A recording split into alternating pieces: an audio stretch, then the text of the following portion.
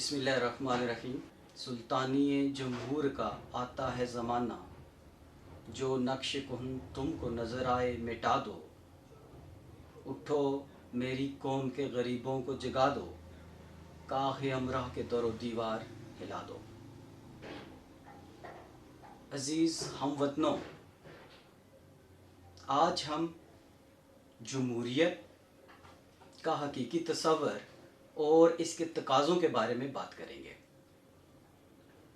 جمہوریت سے مراد جمہور کی حکمرانی، یعنی کہ عوام کی حکمرانی۔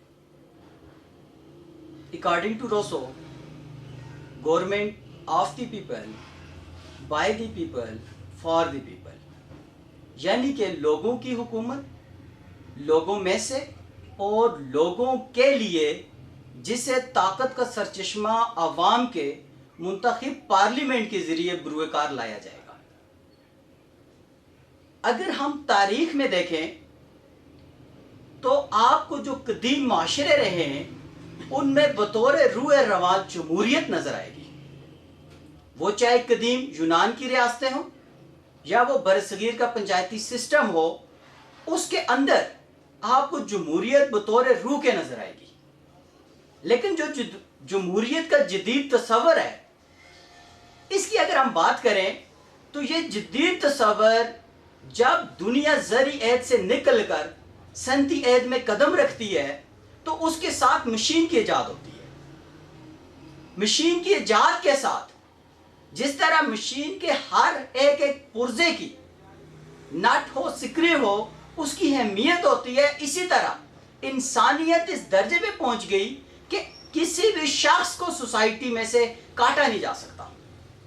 تو یہاں پر ہم جب دیکھتے ہیں کہ جب دنیا انڈسٹریل ایج میں داخل ہوتی ہے تو یہاں سے جدید جمہوریت کا تصور پروان چڑھتا ہے، اور اس میں جو سنگ میل کا کردار ادا کرتا ہے وہ انقلاب ہے، فرانس کا جمہوری انقلاب، جو 1779 میں برپا ہوا۔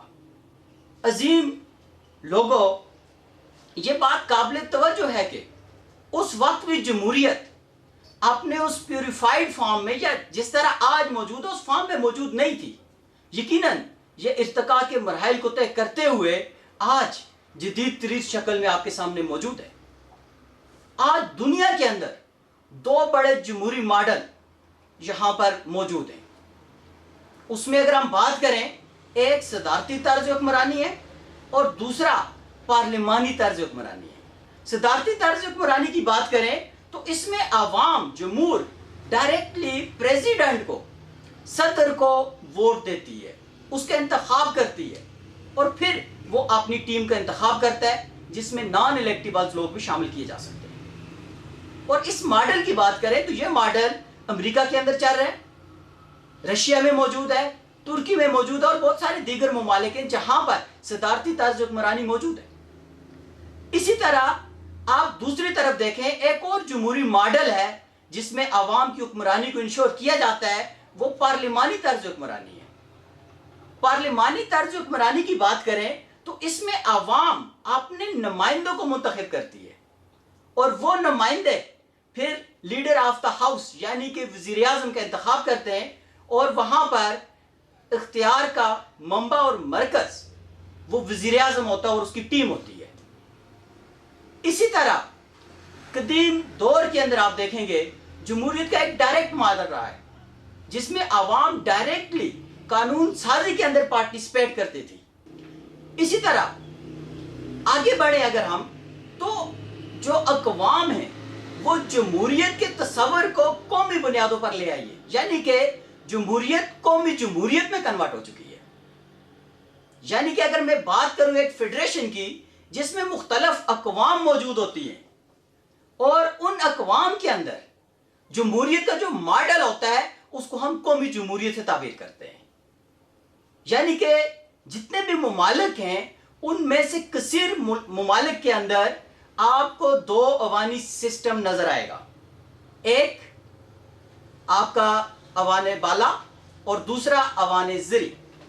اوان زیریں کے اندر اگر ہم بات کریں تو وہاں پر عوام کے منتخب نمائندے موجود ہوتے ہیں جو آبادی کے اعتبار سے لوگوں کا تعین کیا جاتا ہے، اور عوام بالا کے اندر ہر ایک اکائی سے جو فیڈریشن کے اندر موجود ہیں برابر کی نمائندگی موجود ہوتی ہے، تاکہ کسی بھی قوم کے حق کو کوئی دوسری قوم اپنی آبادی کے اعتبار سے، اپنے جغرافی کے اعتبار سے اس کے حقوق پر قابض نہ ہو سکے۔ تو اس کو بھی انشور کرنے کا میکینزم اس جمہوریت کے اندر آپ کو نظر آتا ہے۔ اسی طرح عزیز ہم وطنوں، اب ہم ذرا اپنے ملک کی طرف آتے ہیں۔ ہمارا ملک بنے ہوئے 75 سال سے زائد عرصہ گزر چکا ہے۔ یہ بات قابل توجہ ہے، یہاں پر 75 سال گزرنے کے باوجود آج تک ہمارے ملک کے اندر نہ جمہوریت، حقیقی جمہوریت پروان چڑھ سکی ہے، اور نہ ہی وہ حقیقی عوام کے نمائندے ہمیں میسر آ سکے، اور نہ ہی ہمارے قوم کے بنیادی مسائل ایڈریس ہوئے اور ان کا کوئی سولوشن پیش کیا جا سکا ہے۔ یہ بات قابل توجہ ہے کہ ہم جب جمہوریت کی بات کرتے ہیں تو پاکستان کے اندر جو جمہوریت ہے وہ حقیقی جمہوریت نہیں ہے، وہ سرمایہ دارانہ جمہوریت ہے، وہ سرمایہ داروں کی جمہوریت ہے۔ یعنی کہ اگر میں اس کو ڈیفائن کروں تو میں کہہ سکتا ہوں کہ یہ سرمایہ داروں کی حکومت، سرمایہ داروں میں سے سرمایہ داروں کے لیے، اس میں عوام کا کہیں شائبہ نہیں ہے۔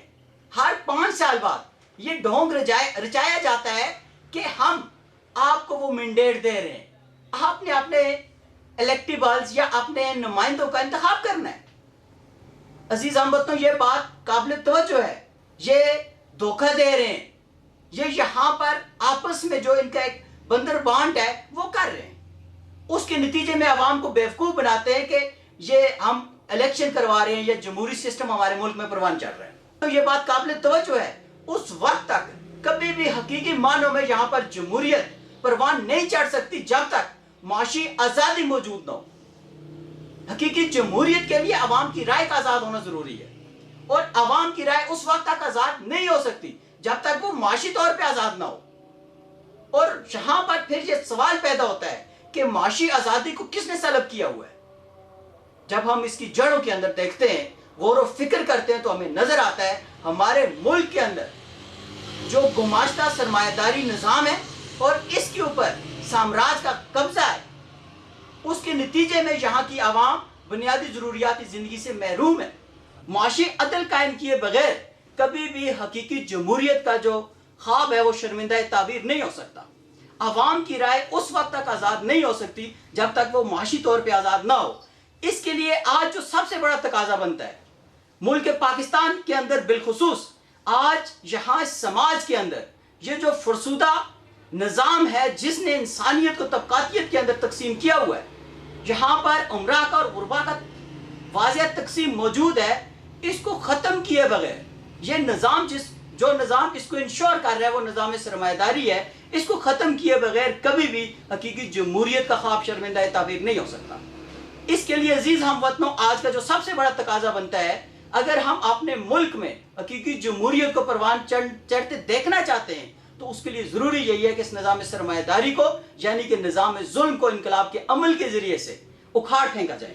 اور یونائٹڈ پاکستان آج اس کے لیے جدوجہد کر رہی ہے، اور وہ رجال کار تیار کر رہی ہے جو حقیقی معنوں میں اس ملک کو اس ظلم سے نکالنے میں اپنا کردار ادا کریں گے۔